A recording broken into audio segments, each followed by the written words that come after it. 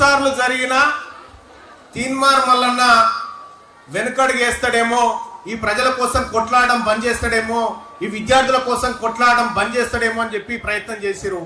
చేసిన ప్రతిసారి రెట్టింపు ఉద్యమాన్ని చేసిన తప్ప కానీ తగ్గల. ఇప్పుడు కూడా చెప్తా ఉన్నా రేపటి తెలంగాణ రాష్ట్రంలో ఈ యువత ఈ రాష్ట్ర ప్రభుత్వాన్ని నడిపించే విధంగా ఈ యువకులను తయారు చేస్తా, ఈ జంజీని తయారు చేస్తా. ఈ జంజీ చెప్పిందే వేదం, ఈ జంజీ చెప్పిందే శాసనం కావాలి చట్టసభలో. ఆ విధమైనటువంటి రాజకీయాలతోటి ముందుకు పోవాలనుకున్నా. కానీ ఒకటి గుర్తుపెట్టుకోండి, నేను 100 రోజులు నన్ను జైల్లో పెట్టిరు. 100 రోజులు నేను చీకటి గదిలో ఉన్నా. ఏ ఒక్క రోజు కూడా ధైర్యపడలే. అదే వ్యక్తికి చెప్పిన, నా పైన దాడి చేసినావు కదా, నీ ప్రగతి భవన్ గోడలు బద్దలు కొడతా అని చెప్పినా కరెక్ట్ గా పనిచేసి చూపెట్టినా. నిన్ను ఈ రాజకీయంలో సమాధి చేస్తా అని చెప్పినా బరాబరా చేసి చూపెట్టినా. ఒక్కటే ఒక్క ధైర్యం, మళ్ళా జన్మ లేదు, ఏదైనా ఇప్పుడే చేయాలి. అందుకోసమే ముందుకు పోతా ఉన్నా. అదే నా ధైర్యం.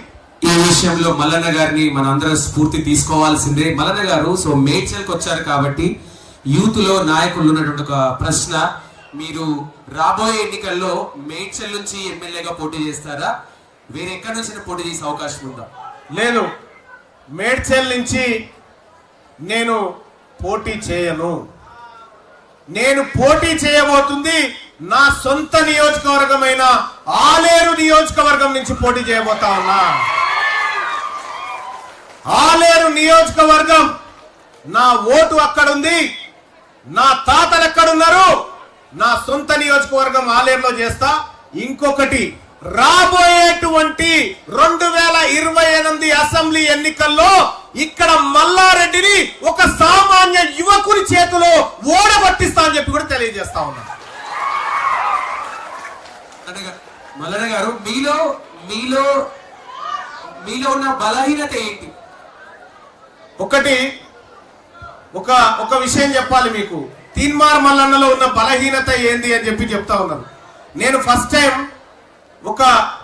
ఒక విషయం చెప్తా. నా ఆఫీస్కి ఒక అమ్మాయి వచ్చింది.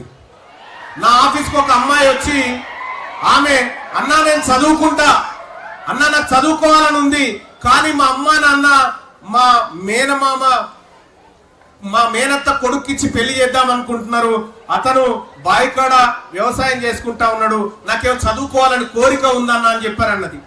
అటువంటి అమ్మాయిని, వరంగల్ నుంచి వచ్చినటువంటి ఆ అమ్మాయిని ఆ అమ్మాయిని ఒక హాస్టల్లో పెట్టి ఆ అమ్మాయికి సంబంధించినటువంటి అన్ని డాక్యుమెంట్స్ తయారు చేసి ఆ అమ్మాయిని అమెరికా పంపించి చదివిపించిన ఆ అమ్మాయి చికాగోలో ఇప్పుడు ఉద్యోగం చేస్తా ఉంది.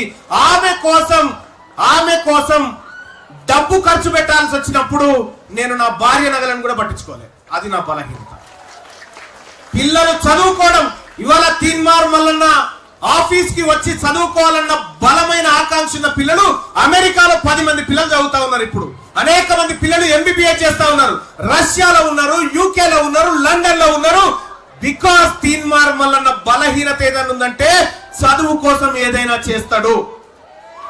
ఓకే మల్లన్న గారు, అయితే ఇది మేడ్చల్ నియోజకవర్గం కిందికి రాదు, ఇది ఉప్పల్ నియోజకవర్గం కిందికి వస్తుంది. సో మీ టీఆర్పీ తరఫున రేపు ఉప్పల్ నియోజకవర్గం నుంచి పోటీ చేసే ఎమ్మెల్యే ఎవరు ఉండబోతున్నారు? రైట్, ఇక్కడ చాలా ఇంట్రెస్టింగ్ క్వశ్చన్ ఇది. ఉప్పల్ నియోజకవర్గంలో ఈ యువకుల కోసం చాలా సుదీర్ఘమైనటువంటి ప్రయాణాన్ని చేసి అప్పట్లో ఒక TNSF తెలుగునాడు స్టూడెంట్ ఫెడరేషన్ అని తెలుగుదేశం పార్టీ అనుబంధ విభాగం ఉండే.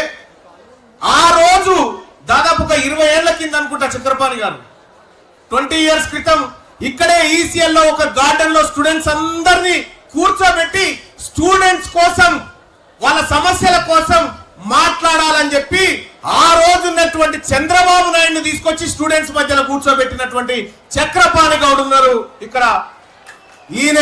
ఈ బిడ్డనే 20-25 సంవత్సరాల నుంచి విద్యార్థుల జీవితాలు బాగుపడాలని చెప్పి పోరాటం చేస్తున్నటువంటి చక్రపాణి గౌడు రేపు ఉప్పలి ఎమ్మెల్యే రేసులో ఉంటాడు. గట్టిగా చప్పట్లు కొట్టండి. Thank you.